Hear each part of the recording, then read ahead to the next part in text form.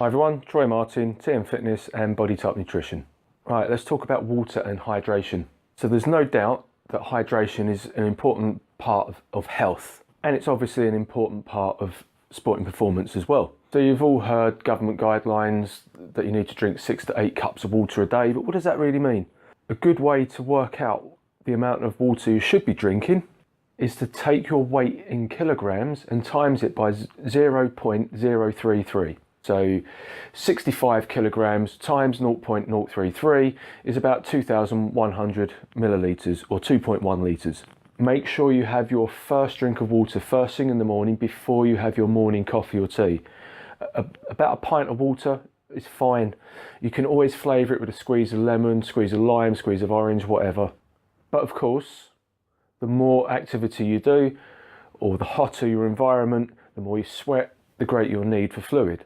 So if you're having, say, 2 litres a day, on a day where you do extra exercise or it's extra hot, you might want to have another 500 ml to a litre on that day. Now, a lot of people claim that they never feel thirsty. You always hear them saying things like, "Oh, but I never feel thirsty, I just don't ever need to drink." You never feel thirsty because you do not know what it feels like to not be chronically dehydrated. So this is the problem. A lot of people are chronically dehydrated. They don't even realise that they're chronically dehydrated, and until they become hydrated and start to feel the benefits of hydration, mental clarity, mood, energy, and all the other good things that you've experienced through being properly hydrated. The same goes for people making excuses that they don't like water. "Oh, but I don't like the taste of water." Water doesn't have a taste. Once you start to experience those benefits, you will naturally associate drinking water with feeling great, and then it doesn't become an issue. But getting back to sports, so as a sportsman, you probably already drink a fair bit of water. How do you know how much to drink on exercise days? You need to work out your sweat rate. So to do that, weigh yourself before a training session, weigh yourself after the training session. Don't forget to factor in any water that you drank during the training session, and then the weight that you've lost during that session plus the water that you've consumed during that session is your sweat rate.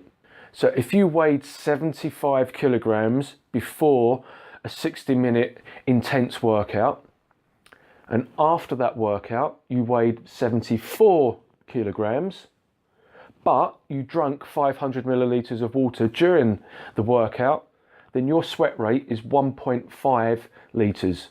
That means on days when you train like that, you need to drink an additional 1.5 litres per hour of exercise. Again, this of course is a ballpark figure. You need to be mindful when applying these kind of practices, and be aware of how it makes you feel. And finally, the other consideration when it comes to hydrating yourself, particularly where exercise is concerned, you need to worry about electrolyte balance. As you perspire, your body will secrete essential nutrients, essential minerals. These are your electrolytes. Primarily it's sodium, but it also includes potassium, calcium and magnesium. So you need to be able to put some of those minerals back in order to increase the absorbability of the water that you're drinking. One simple way of doing that is to simply put a tiny pinch of salt in your water a couple of times a day or during your workout. You can of course go for commercial sports drinks, Lucozade, Powerade, those kind of things. Do be aware that these contain glucose, which is sugar, so there's extra calories. I wouldn't recommend drinking those kind of drinks a lot. 1 or 2 a day on training days would be more than enough, and as I say, make sure you're accounting for those calories. The other option, of course, is an electrolyte solution. So you can buy sachets or tablets that you put into your water bottle. These are great if you're an endurance athlete, you're out on long runs, long rides, you probably already use an electrolyte solution. If you're a strength athlete or a power athlete and you have long gym sessions, it's probably a good idea to put some electrolytes in your water while you're in the gym as well. Okay, so that is hydration in a nutshell. Hope that was useful for you. If you've got any questions, put them in the box below. Click like, click share, do lots of funky stuff, tell all your friends about me, and I will see you again soon. Laters. Being positively hydrated. Positively hydrated?